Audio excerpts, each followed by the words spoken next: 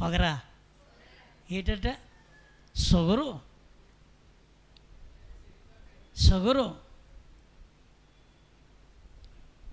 చక్కని పాల పదార్థాలు, పిండి పదార్థాలు, చక్కని బెంగాలీ స్వీట్.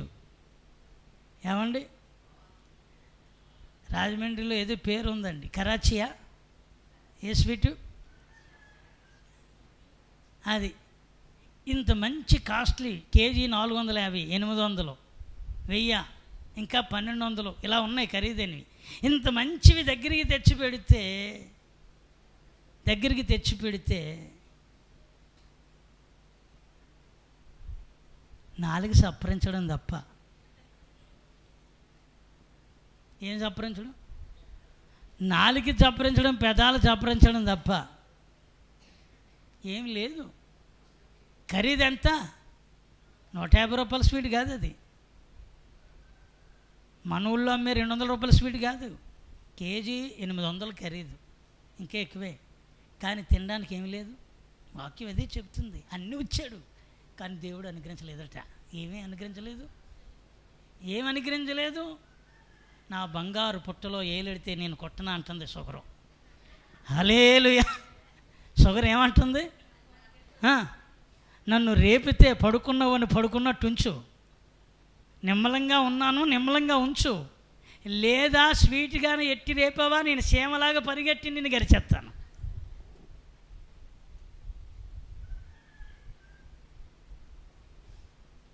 ఆ సైని చెప్తుంది, కథ చెప్పాను, ఇది నాకు తెలుసు. ఏడుది ఈ స్టోరీ నాకు తెలుసు. 7 వచ్చాయి, 6 అయ్యి చీమ ఏమంటే ఎందుకు కరిచావంటే ఆఖరికి ఎందుకో నా బంగారు.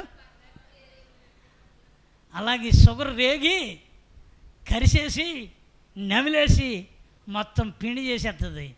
వాక్యమే చెప్తుంది, దేవుడు అన్నీ ఇచ్చిన వాడికి తినడానికి ఎట్టడట. దేవునికి స్తోత్రం చెప్పండి. హల్లెలూయా. ఎవరు పెట్టాలి? ఇప్పుడు నువ్వు తినేది దేవుని కృప ఉండాలి, నువ్వు వెళ్ళేదానికి వచ్చేదానికి దేవుని కృప ఉండాలి, నువ్వు సంపాదించుకున్నది అనుభవించడానికి దేవుని కృప ఉండాలి, నువ్వు ప్రయాణం చేసి టేకప్ అయ్యి నువ్వు విదేశాలకు వెళ్ళడానికి ఏముండాలి? దేవుని కృప ఉండాలి. ఇన్ని లేకపోతే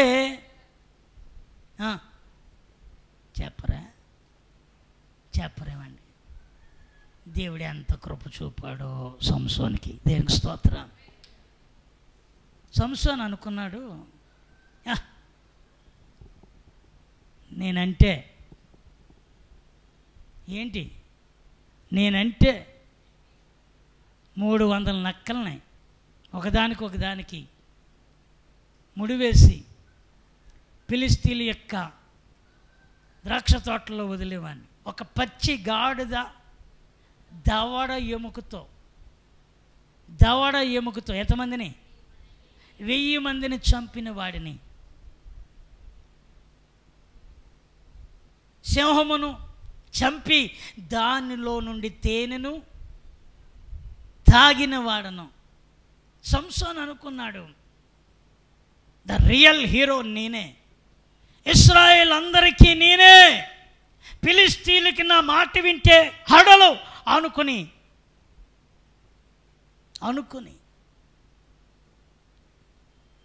తన మీదున్న దేవుని కృపను గుర్తించలేకపోయాడు, తన మీదున్న దేవుని యొక్క ఆత్మను గ్రహించలేకపోయాడు.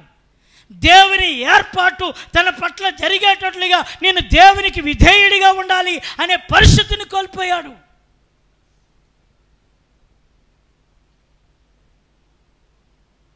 ఆ రోజు రానే వచ్చింది.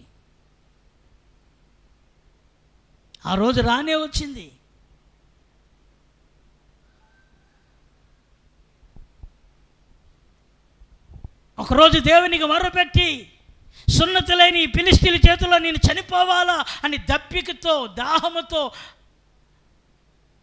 ఒకే ఒక మాట అన్నాడు, నేను చావాలా అంటే దేవుడే గోతిని చీల్చి నీళ్ళు ఇచ్చాడట సంసోనికి. దేవునికి స్తోత్రం చెప్పండి. ఆమేన్. దేవుడు ఏమి ఇచ్చాడు? నీళ్ళు ఇచ్చినవాడు. దేవుడు ఎంత కృప చూపాడంటే ఫిలిష్తీయుల చేతిలోనికి అప్పచెప్పడానికి అతడికి ఏమాత్రం ఇష్టం లేక కనికరము చూపు నీళ్ళు ఇచ్చిన దేవుడు. దేవునికి స్తోత్రం.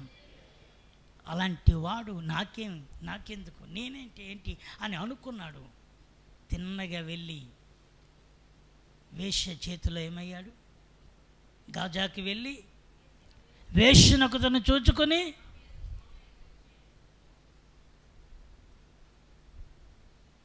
ఆమెతో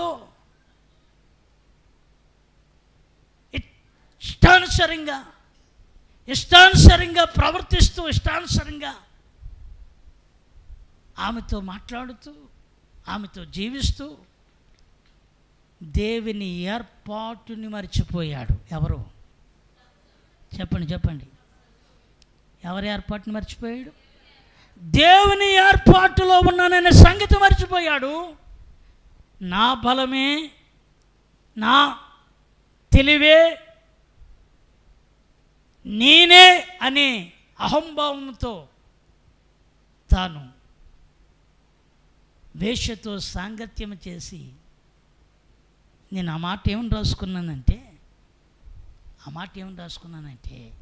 సంసోను ఎప్పుడు వలలో చిక్కుతాడో సంసోనికే తెలియనంతగా గుడ్డివాడైపోయాడు. హల్లెలూయా, స్తోత్రం కలుగునుగాక. ప్రవక్తే కావచ్చు, ప్రార్థనాపరుడే కావచ్చు, బలాఢ్యుడే కావచ్చు, దేవుని చేత ఎన్నుకోబడిన ఏర్పాటులో ఉన్నవాడే కావచ్చు, నీ ఏర్పాటు ఏంటో నువ్వు గుర్తెరిగినంత కాలం ఆ కృప నీకు తోడై ఉంటుంది. స్తోత్రం కలిగినగాక. ఆమేన్, హల్లెలూయా. మీరు తర్వాత చూడండి, సంసోను ఆఖరికి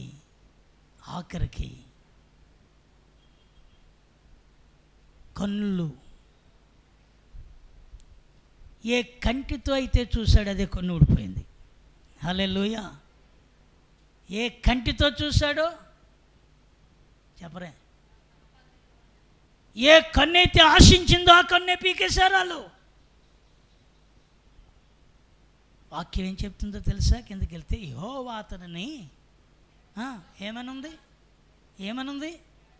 అంటే, ఉంటే ఇంతవరకు నువ్వు బలంగా పనిచేసింది ఆయన ఉన్నాడు కనుకనే. దేనికి స్తోత్రం చెప్పండి. 300 నక్కలను పట్టుకొని కట్టి వాళ్ళ చేలల్లోకి, తోటల్లోకి వదిలింది నువ్వు కాదు, ఆయన కృప నిన్ను బలపరిచింది కనుకనే. పచ్చి గాడిద ఎముకతో 1000 మంది చంపింది నువ్వు కాదు, ఆయన నీకు తోడయ్యున్నాడు కనుకనే.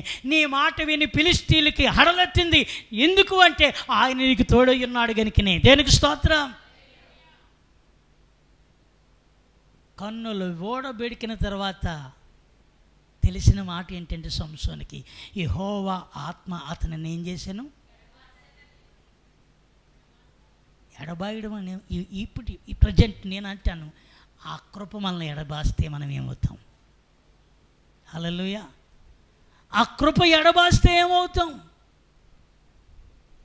సంసోన్, ఫిలిష్తీయులు నీ మీద పడుతున్నారు లే అనేసరికి ఎప్పటిలాగే బలము కలిగి తలను విరజిమ్మి ఇలా చేద్దామనుకుని వాళ్ళని భీకర శబ్దంతో, వారిని ఒకే స్వరముతో వాళ్ళని హడలెత్తిందామనుకున్న వాడు ఇప్పుడు రెల్లుగా, గడ్డిలాగా, తడపలాగా ఏలబడిపోయి బలహీనుడైపోయిన వాడిగా మారిపోయాడు. ఎవరు? వెంటనే వచ్చి కళ్ళు పీకేశారు. దాగోని దేవత విగ్రహాలు వాళ్ళు ఆరాధిస్తున్న ఆ గుడి స్తంభాలకు కట్టేశారు. సంసోను ముగింపు